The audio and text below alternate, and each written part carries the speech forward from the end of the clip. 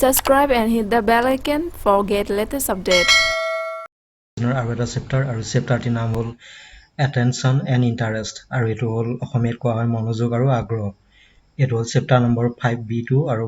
5 খ যেটো আছে কিতাপত মনোযোগ আৰু আগ্ৰহ সেই চেপ্টাৰটো আজি আমি ভিডিঅ'টি দেখাম গতিকে ভিডিঅ'টি স্ক্ৰিপ্ট নকৰাকৈ আৰম্ভণিৰ পৰা শেষলৈকে চাই যাব আগৰ ভিডিঅ' কেইটাটোৰে আমি এই ভিডিঅ'টোত আমি প্ৰথমতে এই চেপ্টাৰটোত আগন্তুক এক্সামত কেনেকুৱা ধৰণৰ খালি ঠাই প্ৰশ্ন উত্তৰ আহিব পাৰে তাক আজি আমি দেখাম গতিকে ফাৰ্ষ্টতে আমি খালি ঠাই প্ৰশ্ন উত্তৰখিনি লৈ আহিছো আৰু ইয়াত ফাৰ্ষ্টটোত আছে মনোযোগ আগ্ৰহৰ অৱস্থা মনোযোগ আগ্ৰহৰ সক্ৰিয় অৱস্থা যেতিয়া আমাৰ বস্তু এটাৰ প্ৰতি আমাৰ মনোযোগ যেতিয়া বাঢ়িছে তেতিয়া আমাৰ সেই বস্তুটোৰ প্ৰতি আমাৰ সক্ৰিয় আগ্ৰহৰ সৃষ্টি হয় দুইটোত আছে আগ্ৰহ মনোযোগৰ ডেছ অৱস্থা আৰু মনোযোগ আগ্ৰহৰ ডেছ অৱস্থা ইয়াত দুটা ডেছ দিয়া আছে গতিকে দুটা ডেছত কি হ'ব প্ৰথমটোত হ'ব আগ্ৰহ মনোযোগৰ সুপ্ত অৱস্থা আৰু মনোযোগ আগ্ৰহৰ হ'ল সক্ৰিয় অৱস্থা ৩ নম্বৰত আছে ডেছ হৈছে মানসিক প্ৰস্তুতি মানসিক প্ৰস্তুতি হ'ল মনোযোগ হৈছে মানসিক প্ৰস্তুতি আমি মানসিকভাৱে প্ৰস্তুতি হ'ব লাগিব তেতিয়া আমাৰ কোনো এটা বিষয়ৰ প্ৰতি আমাৰ মনোযোগ বৃদ্ধি পাব যদি আমি মানসিকভাৱে প্ৰস্তুত নহওঁ তেতিয়াহ'লে আমাৰ যিকোনো পঢ়াৰ বস্তুবিলাকত আমাৰ মন নাথাকিব গতিকে মনোযোগ হ'ল মানসিক প্ৰস্তুতি আমি মানসিকভাৱে আমি প্ৰস্তুতি কৰিব লাগিব তেতিয়া আমাৰ মনোযোগটো বৃদ্ধি পাব ৩ নম্বৰত হৈছে চিন্তা ভাৱনাক ওপৰত দিয়া মনোযোগক কি বুলি কোৱা হয় চিন্তা ভাৱনাৰ ওপৰত দিয়া মনোযোগক কোৱা হয় ভাৱনাত্মক মনোযোগ কাৰণ এটো ভাবি থকাৰ ওপৰত এটো মনোযোগ দিয়া হয় গতিকে এটো কোৱা হয় ভাৱনাত্মক মনোযোগ পাঁচটোত আছে যি আগ্ৰহ প্ৰকৃতিৰ পৰা উদ্ভৱ হয় তাক কোৱা হয় জন্মগত আগ্ৰহ জন্মৰ পৰাই যিটো আগ্ৰহৰ সৃষ্টি হয় তাক জন্মগত আগ্ৰহ বুলি জনা যায় ছয়টোত আছে এজন কিশোৰৰ বিপৰীত লিংগৰ প্ৰতি থকা আগ্ৰহ হৈছে সুপ্ত আগ্ৰহ এটো হ'ল কিশোৰ এজনৰ যদি বিপৰীত লিংগৰ প্ৰতি তেওঁ আগ্ৰহ সৃষ্টি হয় সেইটো সুপ্ত আগ্ৰহ বুলি জনা যায় মাকৰ শিশুৰ প্ৰতি থকা আগ্ৰহ মাকৰ শিশুৰ প্ৰতি যিটো আগ্ৰহ আছে সেই আগ্ৰহটো হ'ল সুপ্ত আগ্ৰহ নম্বৰত আছে ৰাতিপুৱা দৈনিক বাতৰি কাকতৰ প্ৰতি আমাৰ আগ্ৰহ ৰাতিপুৱা যিসকলে বাতৰি কাকত পঢ়ে সেই বাতৰি কাকতখন পঢ়াৰ প্ৰতি যিটো আগ্ৰহ সৃষ্টি হয় সেই আগ্ৰহটো কোৱা হয় ক্ষণস্থায়ী কাৰণ বাতৰি কাকতখন পঢ়াৰ পিছত সেই আগ্ৰহটো পিছত নোহোৱা হৈ যায় সেইটো হ'ল খন্তেকীয়া অলপ সময়ৰ বাবেহে সেই পেপাৰখনৰ পোৱালৈকে সেই আগ্ৰহটো সৃষ্টি হয় কিন্তু পেপাৰখন পঢ়াৰ পিছত সেই আগ্ৰহটো নোহোৱা হৈ যায় গতিকে সেইকাৰণে হ'ল এইটো ক্ষণস্থায়ী ৯ নম্বৰত আছে আগ্ৰহ এক প্ৰকাৰ গতিশীল মানসিক প্ৰৱণতা এই উক্তিটো কোনে কৈছিল এই উক্তিটো কৰিছিলে ডেভাৰ নামৰ এজন মনোবিদে এই উক্তিটো উল্লেখ কৰিছিল আগ্ৰহ এক প্ৰকাৰৰ গতিশীল মানসিক প্ৰৱণতা বুলি এবাৰ 10 নম্বৰটো হৈছে interest is latent attention and attention is interest in action এই উক্তিটো কোনে কৈছিল এই উক্তিটো উল্লেখ কৰিছিলে মেকডুগেল নামৰ মনোবিদজনে গতিকে এইখিনি আছিলে খালি ঠাই কুৱেশ্যন এনসাৰ এবাৰ আমি এলো চেপ্টাৰটোত থকা শুদ্ধ আগন্তুক এক্সামত কেনেকুৱা ধৰণৰ আহিব পাৰে ইয়াৰ ফাৰ্ষ্টটোত আছে সৰু শিশুৱে ইচ্ছাকৃত মনোযোগ দিব নোৱাৰে এটো অশুদ্ধ কাৰণ শিশু এটাই তেওঁ নিজৰ ইচ্ছা মতেৰে তেওঁ যিকোনো বস্তুৰ ওপৰত মনোযোগ দিব পাৰে গতিকে এটো হ'ল অশুদ্ধ দুইটোত আছে মনোযোগ আৰু সচেতনতা একে এটো হ'ল শুদ্ধ কাৰণ মনোযোগ আৰু সচেতনতা আমাৰ মনত সচেতনতা সৃষ্টি হ'লে মনোযোগ সৃষ্টি হ'ব বা মনোযোগ সৃষ্টি হ'লে সচেতনতা বৃদ্ধি পাব এটো হ'ল শুদ্ধ পাইলো মনোযোগ এক মানসিক প্ৰক্ৰিয়া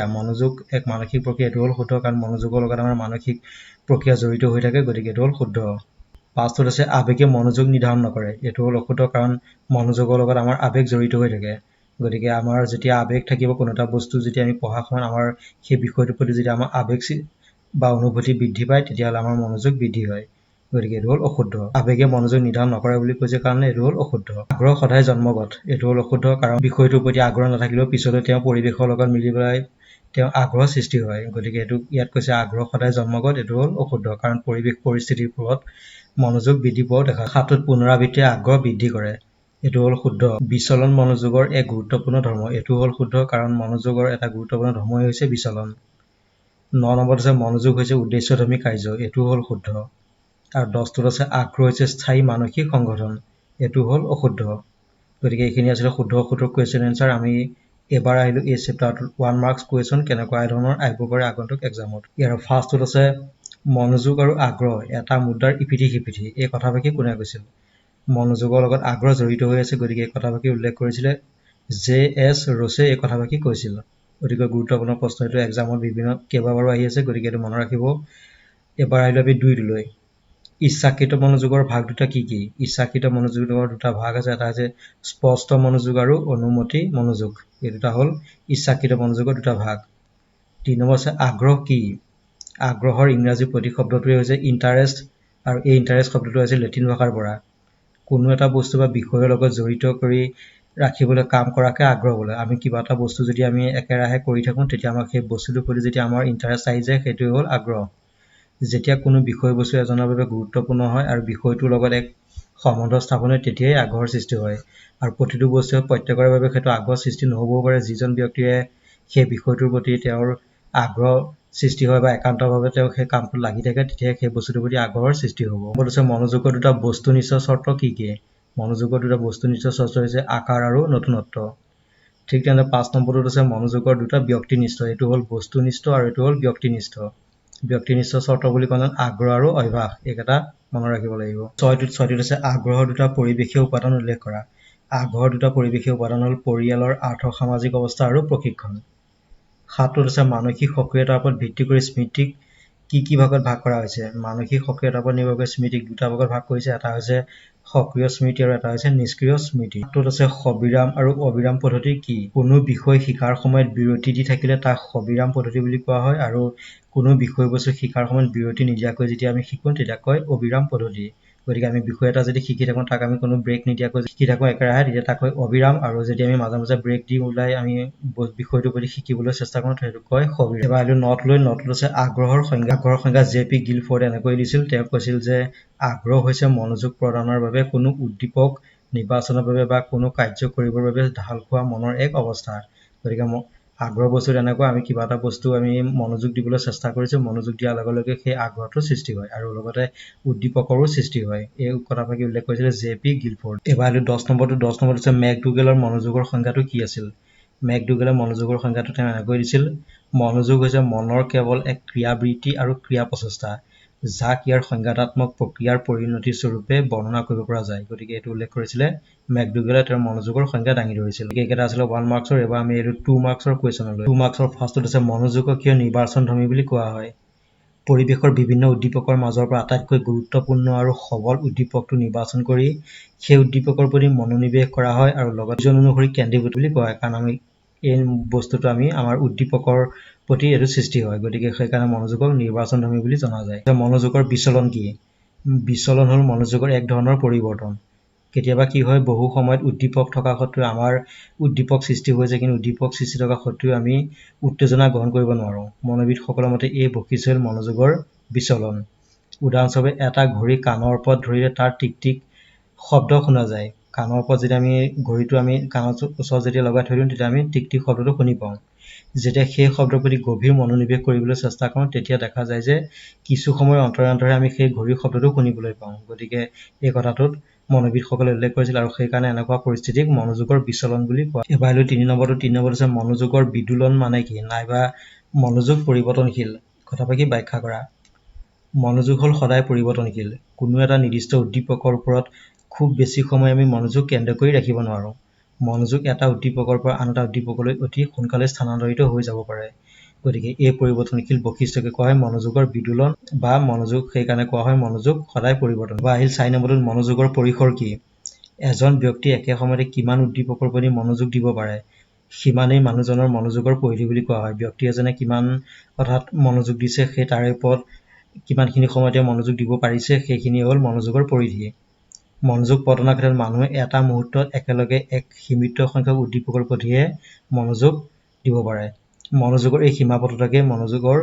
পৰিসৰ বুলি জনা যায় এজন ব্যক্তি একে সময়তে বহুতো উদ্দীপকৰ প্ৰতি মনোযোগ দিয়ে নে পৰ্যায়ক্ৰমে দিয়ে এইটো মনোবিদসকলৰ এতিয়াও বৰ্তমান সময়ত তেওঁলোকৰ মাজত মতভেদ হৈ থকা দেখা যায় কাৰণ এজন ব্যক্তি একে সময়তে কেইবাটাও বিষয়ত কিছু একেটা সময়তে কেইবাটাও বিষয়ত মনোযোগ দিব পাৰে কিন্তু কিছুৱে কয় নোৱাৰে গতিকে এতিয়াও বৰ্তমান সময়ত মনোবিদসকলৰ মাজত ইয়াক লৈ মতানৈক্য সৃষ্টি হোৱা দেখা যায় এবাৰ আহিলো 5টোত আছে অস্থায়ী আগ্ৰহ কি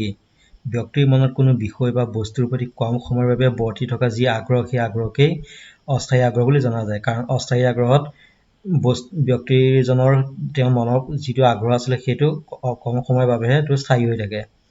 কোনো এটা বিশেষ উদ্দেশ্য পূৰণৰ বাবে যি আগ্ৰহৰ সৃষ্টি হয় তাক অস্থায়ী বা ক্ষণস্থায়ী আগ্ৰহ বুলি জনা যায় উদ্দেশ্য পূৰণ হ'লে সেই আগ্ৰহৰ প্ৰভাৱটো নাইকিয়া হৈ যায় যেনে ৰাতিপুৱা বাতৰি কাকতখনৰ প্ৰতি থকা আগ্ৰহ হ'ল অস্থায়ী আগ্ৰহ কাৰণ পেপাৰখন পঢ়াৰ পিছত সেই বস্তুটোৰ প্ৰতি আগ্ৰহ নোহোৱা হৈ যায় 6টোত আছে ভাৱাত্মক মনোযোগ কি যেতিয়া কোনো ভাৱ বা অনুভূতিৰ প্ৰতি মনোযোগ দিয়া হয় তাক কয় ভাৱাত্মক মনোযোগৰ ক্ষেত্ৰত ব্যক্তিৰ মনৰ ভাৱ চিন্তা আবেগ অনুভূতি আদি মনোযোগ নিৰ্ধাৰণ কৰে যেনে এটি কবিতা মূলভাৱ উপলব্ধি কৰিবলৈ প্ৰদান কৰা মনোযোগ হ'ল ভাৱাত্মক মনোযোগ যেতিয়া ক্লাছত এটা কবিতা পঢ়াই থকা হয় যেতিয়া শিক্ষক বা শিক্ষয়িত্ৰীগৰাকীয়ে যেতিয়া কয় কবিতাটোৰ মূলভাৱটো কি তেতিয়া ছাত্ৰ ছাত্ৰীসকলে ভাবিবলৈ বাধ্য হয় কবিতাটোৰ মূলভাৱটো কি হ'ব পাৰে গতিকে সেইটো হ'ল ভাৱাত্মক মনোযোগ মনোযোগৰ ইতিবাচক আৰু নেতিবাচক দিশ কি 7 নম্বৰ কুৱেশ্যনটোত আছে ইয়াৰ এনচাৰটো হ'ব এনেধৰণৰ যি বিষয় বা উদ্দীপকত মনোযোগ দিয়া হয় সেইটো হ'ল মনোযোগৰ ইতিবাচক দিশ আৰু যি বিষয় বা উদ্দীপকৰ পৰা মনোযোগ আঁতৰাই লৈ যোৱা হয় সেইটো হ'ল মনোযোগৰ নেতিবাচক দিশ বিষয়টোৰ প্ৰতি যদি আমি মনোযোগ দিওঁ সেইটোৱে হ'ব মনোযোগৰ ইতিবাচক বা ধনাত্মক দিশ আৰু আমি যদি বিষয় এটা পঢ়ি আছো সেই বিষয়টোত যদি আমি মনোযোগ দিয়া নাই সেইটো হ'ল মনোযোগৰ ঋণাত্মক দিশ হ'ব বা নেতিবাচক দিশ এবাৰ আন নম্বৰত আছে ঐচ্ছিক মনোযোগে আগ্ৰহ কিদৰে সৃষ্টি কৰিব পাৰে মনোযোগ যেতিয়া ব্যক্তিৰ মনৰ ইচ্ছা শক্তিৰ দ্বাৰা নিয়ন্ত্ৰিত হয় তেতিয়া তাক ঐচ্ছিক মনোযোগ বুলি কোৱা হয় ঐচ্ছিক মনোযোগত ব্যক্তিৰ কৰ্তব্যনিষ্ঠা মনৰ তৎপৰতা লক্ষ্য উদ্দেশ্য সচেতনতা আদি নিহিত হৈ থকা দেখা যায় কোনো বস্তু বা বিষয়ৰ প্ৰতি যেতিয়া ইচ্ছাকৃতভাৱে মনক কেন্দ্ৰীভূত কৰা হয় তেতিয়া লাহে লাহে সেই বস্তু বা বিষয়ৰ লগত এক মানসিক সম্পৰ্কও জড়িত হৈ পৰে আৰু তাৰ ফলত আগ্ৰহ সৃষ্টি হয় গতিকে আমি কিবা এটা বস্তু যেতিয়া আমি শিকিবলৈ যাওঁ বা ক্লাছত যেতিয়া আমি শিক্ষক বা শিক্ষয়িত্ৰী যেতিয়া পঢ়াবলৈ যায় তেতিয়া আমি বস্তুটো যদি আমি একান্ত মনত এটেনশ্যন দিওঁ তেতিয়াহ'লে আমাৰ সেই বস্তুটোৰ প্ৰতি শিকিবলৈ আমাৰ আগ্ৰহটো বেছি বৃদ্ধি পায় গতিকে আমাৰ বস্তুটোৰ প্ৰতি শিকিবলৈ আগ্ৰহটো থাকিব লাগিব তেতিয়াহে আমি কিবা নহয় কিবা এটা বিষয় আমি শিকিব পাৰিম গতিকে এইটো ঐচ্ছিক মনোযোগেহে আগ্ৰহ সৃষ্টি কৰিব পাৰে আৰু 9 নম্বৰটো কৈছে আগ্ৰহ সুপ্ত মনোযোগ বুলি কিয় কোৱা হয় এজন বিখ্যাত মনোবিদ আছিলে মেকডুগেলে কৈছিল যে আগ্ৰহ মনোযোগৰ সুপ্ত অৱস্থা কাৰণ যেতিয়া মানসিক সংগঠনবোৰ সুপ্ত বা নিষ্ক্ৰিয় অৱস্থাত থাকে তাকেই আগ্ৰহ বুলি জনা যায় যেতিয়া সেই সংগঠনবোৰ সক্ৰিয় হৈ পৰে আৰু বিশেষ মানসিক প্ৰক্ৰিয়া ৰূপ লয় তেতিয়াই মনোযোগ সৃষ্টি হয় আগ্ৰহ অন্তৰ্নিহিত হৈ থাকে যাক মনোযোগৰ দ্বাৰা প্ৰকাশ কৰা হয় সেইবাবে আগ্ৰহক সুপ্ত মনোযোগ বুলি জনা যায় আৰু এই কথা উল্লেখ কৰিছিলে মেকডুগেলে আমি 10 নম্বৰটো আছে বিশ্লেষণাত্মক মনোযোগ মানে কি কোনো উদ্দীপকৰ প্ৰতি মনোযোগ নিক্ষেপ কৰোঁতে যদি উদ্দীপকৰ সকলো অংশবোৰৰ প্ৰতি পৃথক আৰু সূক্ষ্মভাৱে দৃষ্টি নিক্ষেপ কৰা হয় তাকে বিশ্লেষণাত্মক মনোযোগ বুলি জনা যায় এটা উদাহৰণস্বৰূপে আমি এনেকৈ ক'ব পাৰোঁ কোনো পাঠ্যপুথিৰ কোনো এটা বিষয়ৰ উপপাঠবোৰ পৃথকে বিশ্লেষণ কৰা এইটো হ'ল মনোযোগৰ বিশ্লেষণাত্মক মনোযোগ 11 নম্বৰটো আছে ভাৱাত্মক মনোযোগৰ তিনিটা বৈশিষ্ট্য লিখা ভাৱাত্মক মনোযোগৰ তিনিটা বৈশিষ্ট্য হ'ল কবিতাৰ সাৰমৰ্ম উপলব্ধি কৰা ঈশ্বৰক প্ৰাৰ্থনা কৰা যেতিয়া আমি ঈশ্বৰক প্ৰাৰ্থনা কৰাৰ সময়ত আমি ঈশ্বৰক ভাবিবলৈ তেতিয়া বাধ্য হওঁ গতিকে সেইটো এটা ভাৱাত্মক মনোযোগ হ'ব আৰু লগতে শ্ৰেণী কক্ষত বহি শিক্ষণীয় বিষয়বস্তুৰ প্ৰতি মনোযোগ নিদি বেলেগ কথা চিন্তা কৰা কেতিয়াবা শিক্ষক বা শিক্ষয়িত্ৰীয়ে পঢ়াই থকা অৱস্থাতো ছাত্ৰ ছাত্ৰীসকলে শিক্ষক বা শিক্ষয়িত্ৰীৰ কথাখিনি বুজাৰ বিপৰীতে ছাত্ৰ বা ছাত্ৰীসকলে কিবা বেলেগ কথা ভাবি থাকে আৰু সেইবিলাক হ'ল ভাৱাত্মক মনোযোগ 12 নম্বৰত আছে সংবেদনাত্মক মনোযোগৰ তিনিটা উদাহৰণ তাৰে এটা হ'ল সুমধুৰ গান পাতি শুনা এইটো হ'ল সংবেদনাত্মক যেতিয়া আমি ভাল গান এটা শুনো তেতিয়া আমি মন দি পেলাই শুনো তেতিয়া সেইটো আমাৰ সংবেদনাত্মক মনোযোগ বুলি জনা যায় ঠিক তেনে মনোৰম দৃশ্যৰ প্ৰতি দৃষ্টি দিয়ে আমি যদি ভাল লগা ছবি এটা চাওঁ সেইটো আমাৰ সংবেদনাত্মক মনোযোগ হ'ব এখন আকৰ্ষণীয় ছবি এখন যদি ভাল ফটো চাওঁ আমাক আকৰ্ষণ কৰিব পৰা এখন যদি আমি ছবি চাওঁ তেতিয়া সেই ছবিখনে আমাৰ সংবেদনাত্মক মনোযোগৰ সৃষ্টি কৰিব 13 নম্বৰত আছে মনোযোগ হ'ল সচেতন মনক কেন্দ্ৰ কৰা এই কথাভাগি আলোচনা কৰা মনোযোগৰ এটা বৈশিষ্ট্য হৈছে সচেতন মনক কেন্দ্ৰ কৰা যেতিয়া কোনো উদ্দীপকত মনোযোগ দিয়া হয় তেতিয়া সেই উদ্দীপকটো আমাৰ চেতনাৰ কেন্দ্ৰত আহি উপস্থিত হয় কোনো বস্তুৰ প্ৰতি যেতিয়া মনোযোগ প্ৰদান কৰা হয় তেতিয়া সেইটো চেতনাৰ কেন্দ্ৰস্থলত উপস্থিত থাকে সচেতনতাৰ অৰ্থই হৈছে ব্যাপক আৰু তাৰ মাজতে মনোযোগ সোমাই পৰে গতিকে সেইবাবে কোৱা হৈছে মনোযোগ সচেতন মনক কেন্দ্ৰ কৰে এবাৰ আমি 14 নম্বৰ আছে অনুমিত মনোযোগৰ তিনিটা উদাহৰণ দিয়া অনুমিত মনোযোগৰ তিনিটা উদাহৰণ হ'ল 1 নম্বৰ হৈছে বিজ্ঞানীসকলে প্ৰদান কৰা মনোযোগ কোনো দাৰ্শনিকে কৰা চিন্তা কলাকাৰৰ নাটকৰ প্ৰতি মনোযোগ গতিকে এইকেইটা হৈছে অনুমিত মনোযোগৰ তিনিটা উদাহৰণ এবাৰ 15 নম্বৰত আছে পৰোক্ষ মনোযোগৰ উদাহৰণ দিয়া পৰোক্ষ মনোযোগৰ উদাহৰণকেইটা এনেকুৱা ধৰণৰ হ'ব পাৰে কটোত আছে এটা সাধাৰণ টুপিৰ প্ৰতি আমাৰ মনোযোগ আকৰ্ষণ নহয় যেতিয়া আমাৰ কোনোবা এটা টুপিৰ কথা কয় তেতিয়া আমাৰ মনোযোগ আকৰ্ষণ নহয় যদি আমাক এনেকৈ কয় যদি সেই টুপিটো জৱাহৰলাল নেহৰু টুপি বুলি কয় তেতিয়া আমি জৱাহৰলাল নেহৰু টুপি বুলি কোৱাৰ লগে লগে আমি সেই বস্তুটোৰ প্ৰতি আমি মনোযোগ দিবলৈ বাধ্য হওঁ ঠিক তেনেদৰে খটোত সাধাৰণ কলমৰ প্ৰতি আমাৰ মনোযোগ আকৰ্ষিত নহয় সাধাৰণ কলম চবৰ হাততেই থাকে গতিকে কলমটোৰ প্ৰতি আমাৰ মনোযোগ আকৰ্ষণ নহ'বও পাৰে কিন্তু যদি কয় সেই কলমটো মহাত্মা গান্ধীয়ে লিখিছিল তেতিয়া আমাৰ সেই বস্তুটোৰ প্ৰতি কলমটোৰ প্ৰতি আমাৰ আকৰ্ষণটো বাঢ়ি যাব বা আমাৰ মনোযোগটো বাঢ়ি যাব ঠিক তেনেদৰে সাধাৰণ কাপোৰ কানি আমাৰ মনোযোগ আকৰ্ষণ নকৰে কিন্তু যদি কয় সেই কাপোৰ কানিখিনি যদি কোনো মিউজিয়ামৰ পৰা অনা ৰজা মহাৰাজাই পিন্ধা কাপোৰ বুলি যদি কয় তেতিয়া আমি সেই ৰজা মহাৰাজাই কেনেকুৱা কাপোৰ পিন্ধিছিল সেই কাপোৰখিনি আমাৰো জানিবলৈ মন যাব বা আমাৰো তেতিয়া মনোযোগ বৃদ্ধি পাব গতিকে এনেকৈ এইকেইটা কোৱা হয় পৰোক্ষ মনোযোগ গতিকে এইকেইটা আছিলে 2 মাৰ্কছৰ কুৱেশ্যন এবাৰ আমি আহিলো ইয়াৰ একটোত আছে মনোযোগৰ বিকাশৰ সমূহ কি কিছুমান কাৰকে মনোযোগ প্ৰদানত বাধাৰ সৃষ্টি কৰে সেইবিলাককে মনোযোগৰ বিকাশৰ কাৰক বুলি জনা যায় এতিয়া মনোযোগৰ বিকাশৰ কাৰক বহুত আছে তাৰ ভিতৰত প্ৰধান কাৰকসমূহ হ'ল দুশ্চিন্তা ভয় বিভিন্ন মানসিক সমস্যা আদিয়ে মনোযোগ প্ৰদানত বাধা প্ৰদান কৰে যদি আমি কিবা এটা বস্তু আমি পঢ়িবলৈ সময় যদি মনোযোগ দিবলৈ বিচাৰো কিন্তু সেইখিনি সময় যদি আমাৰ বিভিন্ন বেয়া চিন্তাবিলাক আহি থাকে বা ভয় লাগি থাকে বা মানসিক আমি সমস্যাত ভুগি থাকোঁ তেতিয়া আমাৰ মনোযোগত বাধা প্ৰদান কৰা দেখা যায় গতিকে বিভিন্ন প্ৰকাৰৰ অভাৱবোধ চাহিদা অতৃপ্তি আদিয়ে মনোযোগত বাধা দিয়ে আমি পঢ়িবৰ সময়ত যদি আমি আমাৰ বিভিন্ন অভাৱবিলাক যেতিয়া আমি আমাৰ চকুৰ আগত যদি ভাহি থাকে তেতিয়া আমাৰ পঢ়াত বাধা সৃষ্টি হোৱা দেখা যায় বা মনোযোগ দিয়াত আমাৰ অসুবিধাৰ সৃষ্টি হয় 3 নম্বৰ হ'ল পৰিকল্পনাৰ অভাৱ শৃংখলাহীনতাই মনোযোগত বাধা দিয়ে যদি আমি বিষয়বস্তুটোৰ প্ৰতি যদি আমি পৰিকল্পনা কেনেকৈ আমি পঢ়িম যদি আমি পৰিকল্পনা কৰি নলওঁ তেতিয়াহ'লে মনোযোগতো বাধা সৃষ্টি হ'ল পাঠ্যক্ৰমৰ প্ৰতি ইচ্ছাৰ অভাৱ থাকিলে মনোযোগত বাধা আহি পৰে বিষয়টো শিকিবৰ সময়ত যদি আমাৰ সেই পাঠ্যক্ৰমটোৰ প্ৰতি আমাৰ যদি কোনো ইচ্ছা যদি নাথাকে তেতিয়াহ'লে আমি সেই বস্তুটো আমি যিমান পঢ়ি থাকিলেও আমাৰ মনত নৰখিব মনোযোগ আমাৰ সৃষ্টি নহ'ব গতিকে আমি পঢ়াৰ আগত মনোযোগ সৃষ্টি কৰাৰ আগত আমি সেই বিষয়বস্তুটোৰ প্ৰতি আমি ইচ্ছা ভাৱ সৃষ্টি কৰি ল'ব লাগিব তেতিয়া আমাৰ মনোযোগত পঢ়াত আমাৰ মনোযোগ বৃদ্ধি পাব মনোবল প্ৰতিকূল পৰিৱেশো মনোযোগৰ বিকশক হিচাপে কাম কৰে আমাৰ পৰিৱেশ পৰিস্থিতিও কেতিয়াবা আমাৰ মনোযোগ বিকশক হিচাপে সহায় কৰা দেখা যায় গতিকে এইকেইটা হ'ল মনোযোগৰ বিকশক কাৰক এবাৰ 2টোত ঐচ্ছিক মনোযোগ আৰু অনৈচ্ছিক মনোযোগৰ মাজত পাৰ্থক্য লিখা ঐচ্ছিক মনোযোগ আৰু অনৈচ্ছিক মনোযোগৰ দুইটাৰ মাজত কিছুমান পাৰ্থক্য আছে ইয়াৰে প্ৰথমটো হ'ল ঐচ্ছিক মনোযোগ মানুহৰ ইচ্ছা শক্তিৰ ওপৰত নিৰ্ভৰশীল ঠিক তেনেদৰে অনৈচ্ছিক মনোযোগ বিষয়বস্তুৰ উদ্দীপন ক্ষমতাৰ ওপৰত নিৰ্ভৰশীল ঐচ্ছিক মনোযোগত মনৰ নিয়ন্ত্ৰণ ক্ষমতাৰ প্ৰয়োজন থাকে কিন্তু অনৈচ্ছিক মনোযোগত মনৰ নিয়ন্ত্ৰণ ক্ষমতাৰ কোনো প্ৰয়োজন নাই 2 নম্বৰত হ'ল ঐচ্ছিক মনোযোগ ব্যক্তিনিষ্ঠ কিন্তু অনৈচ্ছিক মনোযোগ হ'ল বস্তুনিষ্ঠ হ'ল ঐচ্ছিক মনোযোগ স্থায়ী আনহাতে অনৈচ্ছিক মনোযোগ হ'ল অস্থায়ী অনৈচ্ছিক মনোযোগটো কেইদিনমানৰ কাৰণে থাকে কিন্তু ঐচ্ছিক মনোযোগটো দীঘলীয়া সময়লৈকে বৰ্তি থকা দেখা যায় গতিকে এইকেইটা হ'ল ঐচ্ছিক মনোযোগ আৰু অনৈচ্ছিক মনোযোগৰ পাৰ্থক্য এবাৰ আহিলো 3 নম্বৰটোত শিশু মনোযোগৰ বৈশিষ্ট্যবোৰ কি শিশু মনোযোগৰ বৈশিষ্ট্যবোৰ হ'ল শিশুৰ মনোযোগ সদায় সংবেদনাত্মক শিশুৰ মনোযোগ স্থিৰ নহয় ই সদায় পৰিৱৰ্তনশীল হৈ থাকে শিশুৰ মনোযোগ উদ্দীপকৰ তীব্ৰতাৰ ওপৰত নিৰ্ভৰ কৰে আৰু বয়স্ক লোকৰ তুলনাত শিশুৰ মনোযোগ মন্থৰ কাৰণ বুঢ়া মানুহৰ লোককৈ শিশুসকলে অতি তৎক্ষণাতে তেওঁলোকে মনোযোগটো ৰক্ষা কৰিব পাৰে শিশুৰ মনোযোগৰ পৰিসৰ কম এটা হ'ল শিশুৰ মনোযোগৰ গুৰুত্বপূৰ্ণ বৈশিষ্ট্য পাৰিলো 4টোত সুপ্ত আগ্ৰহ আৰু আৰ্জিত আগ্ৰহৰ মাজত পাৰ্থক্য কি সুপ্ত আগ্ৰহ আৰু আৰ্জিত আগ্ৰহৰ মাজত কিছুমান পাৰ্থক্য আছে তাৰে প্ৰথম পাৰ্থক্যটো হ'ল সুপ্ত আগ্ৰহ জন্মগত আনহাতে আৰ্জিত আগ্ৰহ অৰ্জন কৰি লোৱা সুপ্ত আগ্ৰহ অনৈচ্ছিক বিধৰ কিন্তু আৰ্জিত আগ্ৰহ হ'ল ঐচ্ছিক বিধৰ সুপ্ত আগ্ৰহ শিক্ষালব্ধ নহয় কিন্তু আৰ্জিত আগ্ৰহ হ'ল শিক্ষালব্ধ সুপ্ত আগ্ৰহ গোটেই জীৱনত প্ৰভাৱ নাথাকিবও পাৰে কিন্তু আৰ্জিত আগ্ৰহৰ প্ৰভাৱ গোটেই জীৱন জুৰি থাকিব পাৰে গতিকে এইকেইটা হৈছে সুপ্ত আগ্ৰহ আৰু আৰ্জিত আগ্ৰহৰ মাজত গুৰুত্বপূৰ্ণ পাৰ্থক্য এবাৰ আমি লৈলো 5টোত